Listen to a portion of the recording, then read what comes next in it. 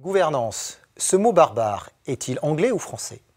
En français, on parle de gouvernement d'entreprise, en anglais de governance, francisé en gouvernance.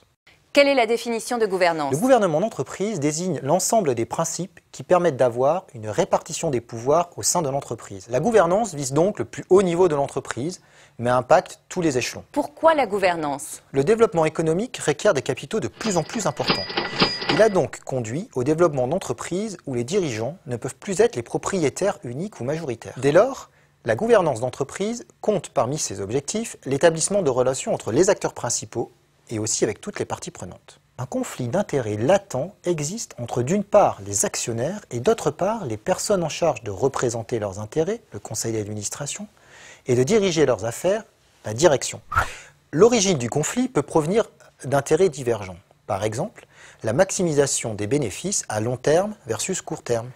Mais le plus souvent, les conflits d'intérêts viennent du fait que les personnes investies du pouvoir de représenter les intérêts des actionnaires ou de diriger leurs affaires recherchent d'abord leur intérêt personnel, c'est-à-dire leur enrichissement. Un autre conflit d'intérêts peut aussi exister entre les actionnaires et les parties prenantes.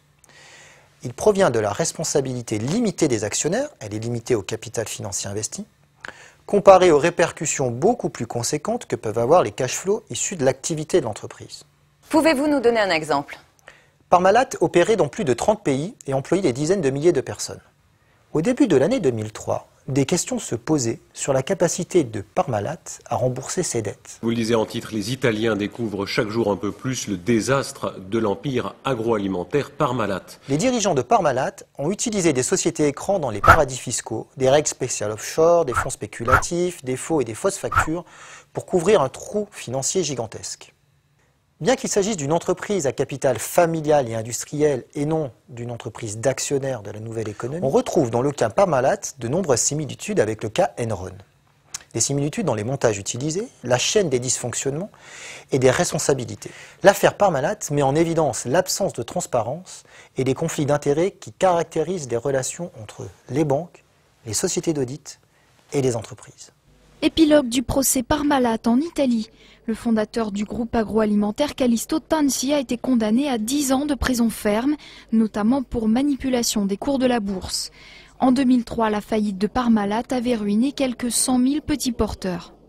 La gouvernance peut-elle avoir des enjeux globaux? Ce qui est en jeu, c'est la croissance économique.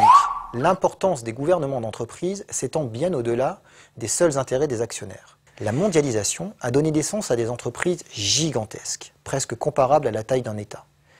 On dit de ces entreprises, par exemple, « too big to fail ». La mondialisation suppose des gouvernements d'entreprise au sein des acteurs économiques. C'est pourquoi les scandales liés à la gouvernance donnent lieu généralement à des débats publics. Parmi les ingrédients pour mettre en place une bonne gouvernance, il y a d'abord la composition et la performance du conseil d'administration, du comité de direction. L'éthique, la rémunération et le code de conduite, la gestion des conflits du conseil d'administration sont aussi des éléments essentiels. Ensuite, la répartition des responsabilités au sein d'un comité, le nombre, l'âge, le mélange de directeurs internes et externes sont des critères clés. En deuxième lieu, nous dirons que le conseil d'administration doit être impliqué et s'engager dans l'établissement de la stratégie, ainsi que dans la définition de la politique des risques. Il faut définir l'appétence de l'entreprise au risque. Cela signifie comprendre les risques qui menacent la réalisation des objectifs et mettre en place une politique, un processus de suivi et de contrôle à travers toute l'organisation.